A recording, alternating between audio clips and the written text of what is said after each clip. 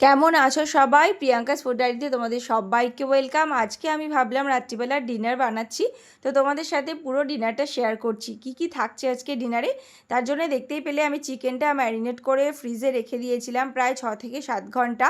সেটাকে এবার হালকা বাটার এবং তেল মিশিয়ে একটু ফ্রাই করে নিচ্ছি, মানে খুবই হালকা করে ফ্রাই করে নেব এবং ঢাকা দিয়ে করব এটা। আর অন্যদিকে আজকে বানাবো কিন্তু আমি একটা কুলচা।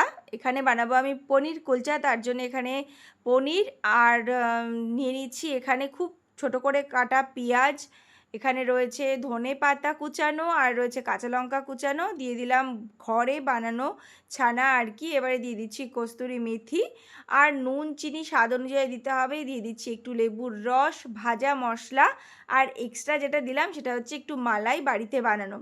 তো সেটা মেখে নেব। আর এটা কিন্তু একদম আটা দিয়ে বানানো। আটা এটা অনেকবার দেখিয়েছি। আটা, টক দই, খাবার সোডা আর বেকিং পাউডার দিয়ে এটা বানিয়ে রেখেছি আমি। তো তার মধ্যে পুরটা ভরে নেব। ভরে এবারে কিন্তু নানটা বানাচ্ছি আমি, বা কুলচাটা বানাচ্ছি আমি একদমই কিন্তু জলে বানাবো, কোনো রকম তেলে বানাচ্ছি না আজকে। তো দেখতেই পারবে তোমরা খুব সুন্দর করে এটাকে এবারে লম্বা শেপে বেলে নেব। আর উপর থেকে একটু ছড়িয়ে দেব আমি কালো জিরে আর ধনে পাতা। তো তিলও চাইলে তোমরা এখানে দিতে পারো। একেবারে হোমমেড হেলদি কুলচা কিন্তু, এবং ভেতরে প্রচুর পরিমাণে স্টাফ রয়েছে, তো সেটা খেতে ভীষণ সুন্দর হবে। তো এবারে চিকেনটা কিন্তু আমার রেডি হয়ে গেছে। একটু স্মোকি ফ্লেভার আনার জন্য আমি একটু রোস্ট করে নিচ্ছি।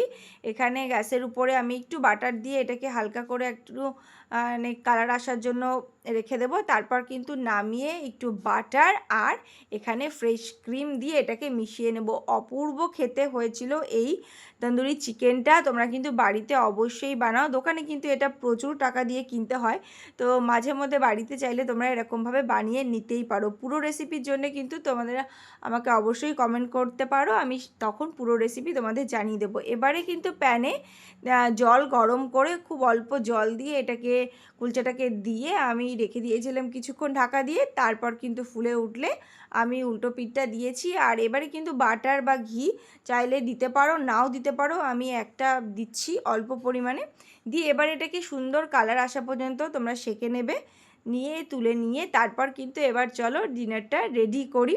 তার জন্য এখানে তো দেখতেই পাচ্ছ পনির স্টাফ কুলচা নিয়ে নিয়েছি, ধনে পাতার চাটনি, সাথে রয়েছে পেঁয়াজ, কারণ এই কাবাব পেঁয়াজ ছাড়া কিন্তু চলবেই না। আর আজকে রয়েছে কিন্তু স্পেশাল লঙ্কার আচার, যেটা আমি আজকেই বানিয়েছি।